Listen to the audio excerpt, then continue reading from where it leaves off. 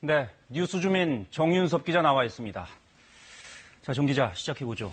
네, 화면 보실까요? 2019년 상반기 부끄러운 동문상. 그러니까 네. 그 서울대학교 동문 게시판이라고 할까요? 그래서 지금까지 한 4,000명 넘게 투표를 참여를 했는데 지금까지 1위가 이제 조국 법무부 장관 후보자입니다. 네, 오늘 이 기사가 많이 나왔습니다. 네. 그런데 몇 년 전에 조국 후보자 본인이 저 투표에 대해서 얘기한 적이 있었다면서요? 그랬었죠. 이제 문재인 대통령이 경선 후보자 시절에 북콘서트 행사장이었는데요. 일단 당시 발언 들어보겠습니다. 네. 김진태 의원이 저희 학교 학생들이 뽑은 최악의 동문 3위에 오르신 분입니다. 1위는 우병우, 2위는 조윤선, 3위는 김진태입니다.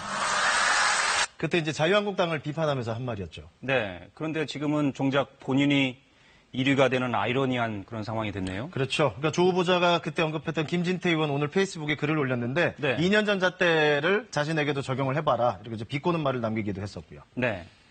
그런데 이 투표가 그만큼 공신력이 있는 겁니까? 그러니까 사실 이 투표가 뭐 공식 기관에서 하는 것도 아니고 2016년에 이 게시판에서 이제 시작이 된 건데 그러니까 전체 동문이 한 40만 명이라고 하니까는 뭐 참여자 수만 간 뭐 단순하게 비교해 보면 상당히 적은 수라고 할 수 있죠. 네, 대표성이 있다고 보기에는 어렵겠네요. 네, 그리고 거기다가 이제 이 게시판을 보거나 쓰려면 이제 서울대학교 학적이 있어야 되거든요. 네. 그러니까 왼쪽에 보시면 아이디를 산다, 빌린다 이래서 2만 원, 만 원. 그러니까 이런 사고 파는 경우도 있었고요. 네. 오른쪽을 보면은 최근에 그 친일 발언 그리고 뭐 기자 폭행 이렇게 논란을 일고 있는 저 이영훈 전 교수와 조국 후보자 중에 누구를 더 존경하냐 이런 투표를 하자는 글도 올라왔는데 이거 같은 경우는 이 전 교수가 더 존경하는 투표자 수가 더 많게 나오기도 하고 있고요. 그렇군요.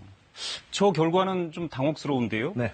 어쨌든 그렇다 해도 모교 동문들 사이에서 조 후보자가 부끄럽다 이런 여론이 있다는 거는 조 후보자 본인이 좀 새겨서 봐야 될 그 부분이 본인이 있는 거 관련 아니에요? 발언도 예. 직접 언급을 했었고요. 네. 그러니까 근데 최근에 이제 폴리페서 이른바 논란이 있었잖아요. 그때 네. 이제 게시판에 글이 하나 올라왔는데 벌써 2년 이상 비웠다. 그러니까 장관까지 하면 1년 더 비울 거고 좀 너무하는 것 아니냐라는 이제 글이 올라왔는데 이게 정치적 공방을 떠나서 이제 학생 입장에서는 할 수 있는 얘기라고 볼 수 있죠. 특히 조 후보자는 그 SNS 때문에도 많이들 그 얘기를 많이 들었죠. 그렇죠. 이제 민정수석 그 현직에 있을 때는 이제 특히 일본 무역 도발이 시작된 직후에 뭐 죽창가를 인용을 한다거나 뭐 애국이냐 이적이냐 또 대법원 판결을 부정하면 친일파다 이런 강경한 글 때문에 야당한테 편가르기다 이런 비판도 받았고요. 그리고 네.